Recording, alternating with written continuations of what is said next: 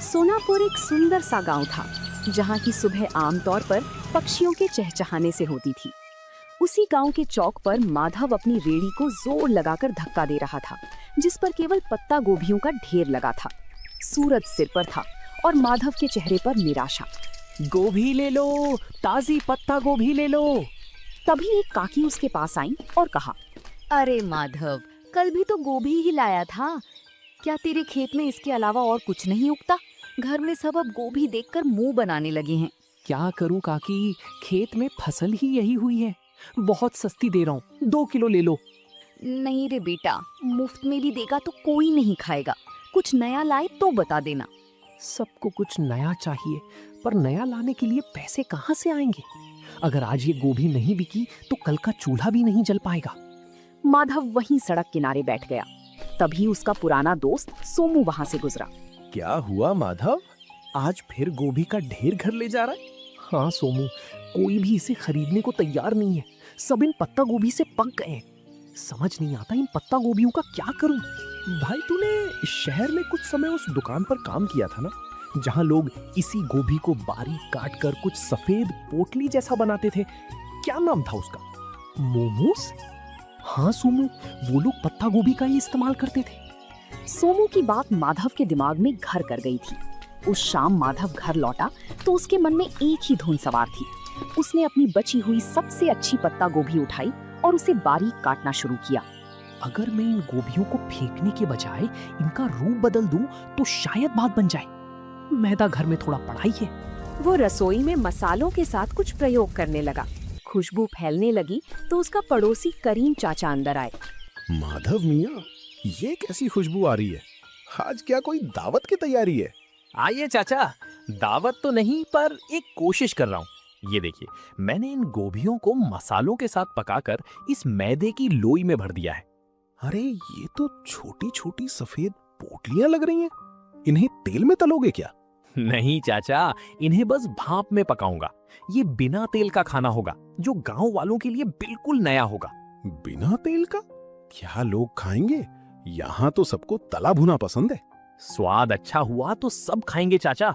बस दुआ कीजिए कि ये भाप में ठीक से पक जाए।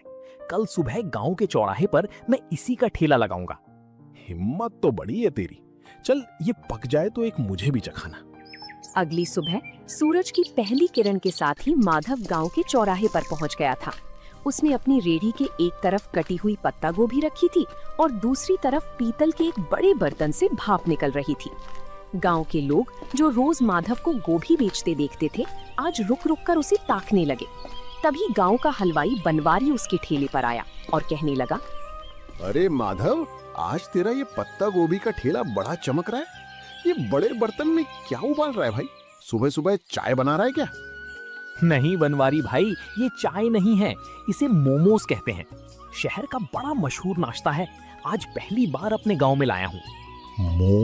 मो क्या? नाम तो बड़ा अजीब है, पर खुशबू बड़ी सौंधी आ रही है। इसमें डाला क्या है?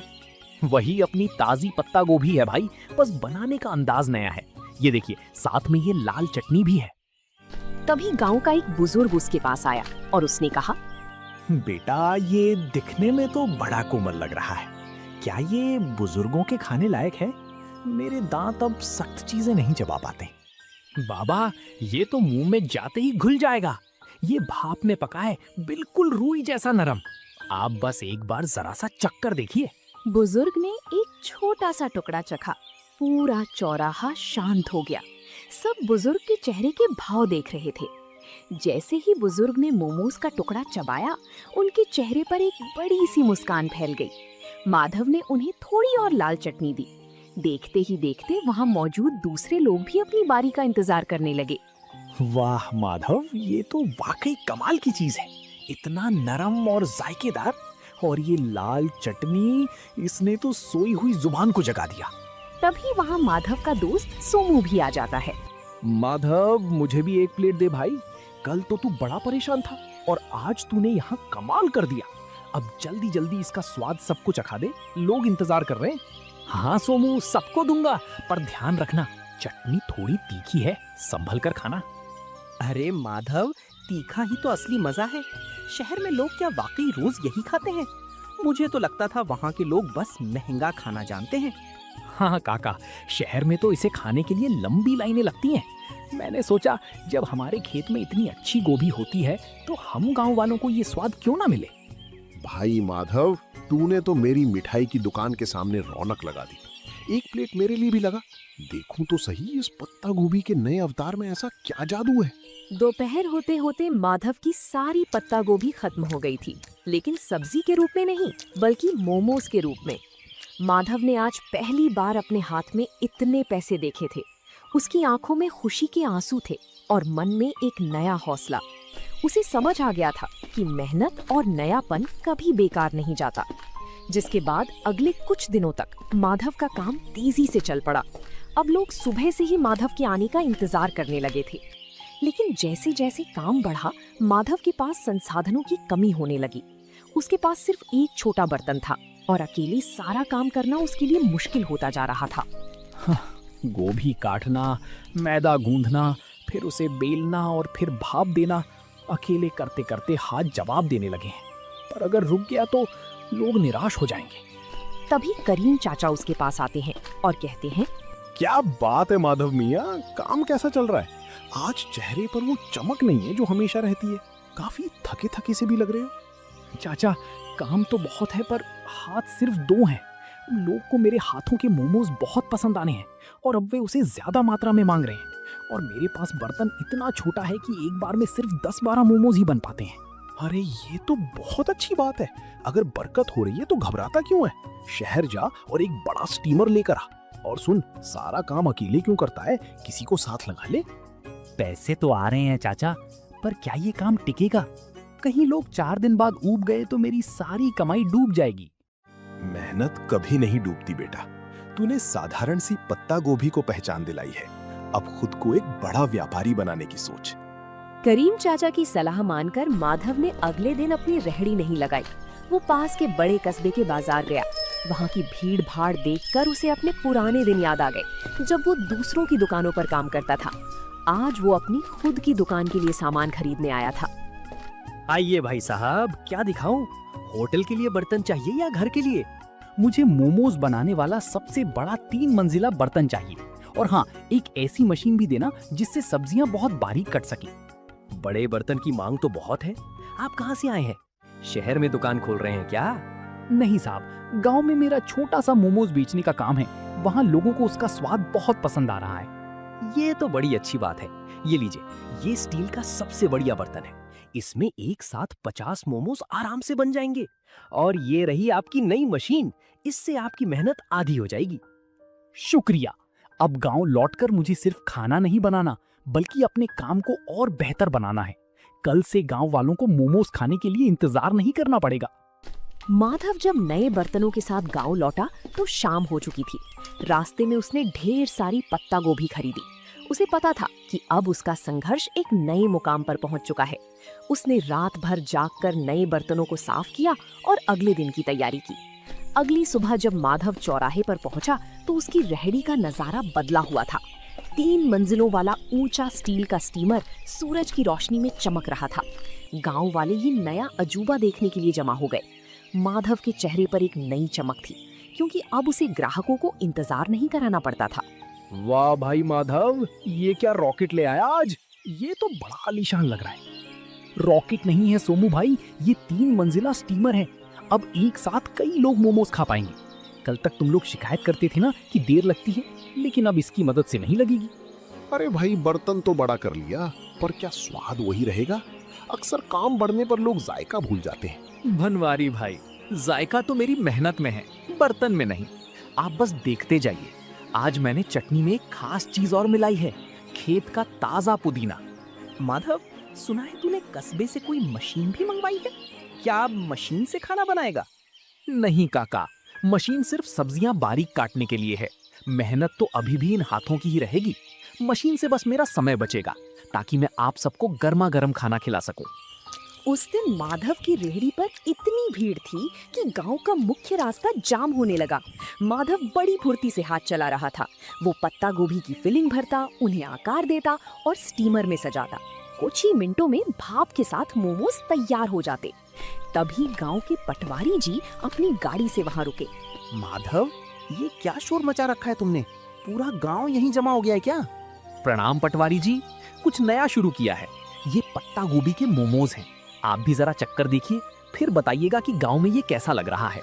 पटवारी जी ने जैसे ही एक निवाला खाया तो उन्होंने कहा, वाकई मैंने शहर में कई जगह के मोमोज खाए हैं, पर तुम्हारी ये पत्ता गोभी की फिलिंग और ये देसी पुदीने वाली चटनी, इसका कोई जवाब नहीं। तुमने तो कमाल कर दिया। शुक्रिया साहब, बस सोच रहा था कि अपनी गोभी को फेंकने से अच्छा है उसे इस तरह लोगों तक पहुंचाया जाए। माधव, अगले हफ्ते तहसील के कुछ बड़े अधिकारी गांव आ रहे हैं। क्या तुम उनके लिए भी ऐसा कुछ इंतजाम कर सकते हो? मैं चाहता हूँ वो देखें कि हमारे गांव के युवक कितने मेहनती हैं। ये तो मेरे लिए सौभाग्य की बात होगी साहब। मैं उनके लिए सबसे बेहतरीन मोमोज तैयार रखूंगा। माधव के लिए ये सिर्फ एक ऑर्डर नहीं था, बल्कि उसके हुनर को मिलने वाली सरकारी पहचान की शुरुआत थी। उस रात माधव ने चैन की नींद ली, क्योंकि अब वो सिर्फ एक गरीब सब्जी वाला नहीं, बल्कि गांव का मोमोज मैन बन चुका था। पटवारी जी का वादा माधव के लिए एक बहुत बड़ी चुनौती और अवसर दोनों था। तहसील के अधिकारियों का आना कोई छोटी बात नहीं थी। माधव ने तय किया कि वो इस मौके को हाथ से जाने नहीं देगा। उसने अपने छोटे से रसोई घर को साफ किया और अपनी रेहड़ी को अच्छे से सजाया। माधव बेटा, कल का दिन बहुत बड़ा है। सुना है शहर से बड़े साहब लोग आ रहे हैं। क्या तूने सारी तैयारी कर ली? हाँ चाचा, मैंने आज सुबह ही खेत से सबसे ताजी और कोमल पत्ता गोभी तोड़ी है। मैं नहीं चाहता कि स्वाद में जरा भी कमी रहे, बस थोड़ा डर लग रहा है। डर कैसा? तूने तो पूरे गांव का दिल जीत लिया है। वो तो फिर भी बाहर के लोग हैं। बस अपनी सादगी और सफाई का ध्यान रखना। सोमू, तू कल मेरी मदद करेगा? मुझे प्लेटें लगाने और पानी पिलाने के लिए किसी भरोसेमंद इंसान की जरूरत होगी। तू चिंता क्यों करता है भाई? मैं सुबह ही पहुंच जाऊंगा। हम दिखा देंगे कि हमारे गांव का स्वाद किसी बड़े शहर के होटल से कम नहीं है। दोपहर का समय था। तहसील के अधिकारी अपनी गाड़ियों से गांव की चौपाल पर पहुंचे। पटवारी जी ने गर्व के साथ माधव की रेहड़ी की ओर इशारा किया। मुस्कान थी। उसने बड़ी ही सफाई से अधिकारियों के सामने गर्मा गर्म मोमोज परोसे। पटवारी जी, मैंने सुना था कि यहाँ का कोई युवक बहुत अच्छा काम कर रहा है।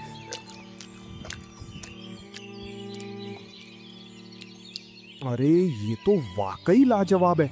इतना हल्का और इतना शुद्ध स्वाद। शुक्रिया साहब, ये सब मेरे खेत की पत्ता गोभी का कमाल है। मैंने इसमें कोई बनावटी मसाला नहीं डाला है। हैरानी की बात तो ये है कि गांव के माहौल में तुमने इतनी सफाई और हाइजीन का ध्यान रखा है। तुम्हारा ये तरीका वाकई काबिले तारीफ है। माधव, क्या तुम कभी शहर आकर अपना स्टॉल लगाना चाहोगे? वहां तुम्हें और भी बड़ा बाजार मिल सकता है। साहब, शहर में तो बहुत लोग हैं। मैं चाहता हूँ कि मेरे गांव के लोगों को यहीं पर अच्छी और नई चीजें खाने को मिले। मैं यहीं रहकर अपने काम को बड़ा बनाना चाहता हूँ। बहुत खूब। तुम्हारी ये सोच देखकर अच्छा लगा। हम तुम्हारी मदद करेंगे ताकि तुम एक छोटी सी पक्की दुकान खोल सको। हमें ऐसे ही मेहनती युवाओं की जरूरत है। अधिकारियों ने न केवल पेट भर खाया, बल्कि जाते समय माधव की काफी तारीफ भी की। उस दिन माधव को समझ आया कि सफलता के लिए गांव छोड़ना जरूरी नहीं, बल्कि अपनी जगह रहकर कुछ अलग करना जरूरी है। अधिकारियों की मदद और अपनी मेहनत की कमाई से माधव ने आखिरकार गांव के मुख्य चौराहे पर एक छोटी सी पक्की दुकान किराए पर ले ली। अब उसे धूप और बारिश में रेहड़ी खड़ी करने की चिंता नहीं थी। उसने अपनी दुकान का नाम रखा माधव का देसी जायका। दुकान की दीवारों पर उसने खेत और गांव के सुंदर चित्र बनवाए थे। अरे भाई माधव, अब तो तू सेठ बन गया। इतनी सुंदर दुकान और वो भी गांव के सबसे मुख्य मोड़ पर। अब तो हमें बैठने के लिए कुर्सियां भी मिलेंगी। सेठ नहीं बनवारी भाई, बस आप सबका प्यार है। दुकान पक्की हो गई है तो क्या हुआ, स्वाद तो आज भी वही मिट्टी से जुड़ा रहेगा। आइए, आज उद्घाटन के दिन पहली प्लेट आप ही के नाम। माधव मियाँ, देख रहे हो, जहाँ तू कभी गोभी का ढेर लेकर उदास बैठा रहता था, आज वहाँ तेरे नाम की धूम मची है। मैंने कहा था ना, गोभी को पहचान तूने दी है। चाचा, ये सब आपकी बातों का ही असर है।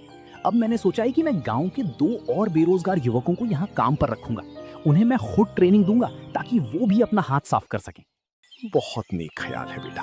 तरक्की वही है जो सबको साथ लेकर चले। वक्त बीतता गया और माधव की दुकान अब केवल सोनापुर ही नहीं बल्कि आसपास के 10 गांवों में मशहूर हो गई। लोग दूर दूर से उसके पत्ता गोभी मोमोज खाने आने लगे। माधव ने कभी अपनी गुणवत्ता से समझौता नहीं किया। वो आज भी रोज सुबह अपने खेत से ताजी गोभी खुद तोड़कर लाता था। माधव भाई, आज तो शहर से भी कुछ लोग आए थे। कह रहे थे कि सोशल मीडिया पर तुम्हारी दुकान की बड़ी चर्चा है। अब तो तुम्हें शहर में भी ब्रांच खोल लेनी चाहिए। सोमू, शहर की चकाचौंध अपनी जगह है, पर जो सुकून इस गांव की हवा और अपनों के बीच काम करने में है वो कहीं नहीं। मेरा मकसद सिर्फ पैसा कमाना नहीं था, बल्कि अपनी मेहनत को एक नई दिशा देना था। तुमने वाकई साबित कर दिया कि अगर इरादा पक्का हो तो एक गरीब सब्जी बेचने वाला भी अपने हुनर से तकदीर बदल सकता है। मेहनत का कोई विकल्प नहीं होता सोमू। आज जब मैं पीछे मुड़कर उन पत्ता गोभी से भरी रेहड़ियों को देखता हूँ तो मुझे गर्व होता है कि मैंने हार नहीं मानी। तो दोस्तों, आप लोगों को ये कहानी कैसी लगी कमेंट करके जरूर बताएं और ऐसी कहानियों को देखने के लिए वीडियो को लाइक करें और चैनल को सब्सक्राइब करें।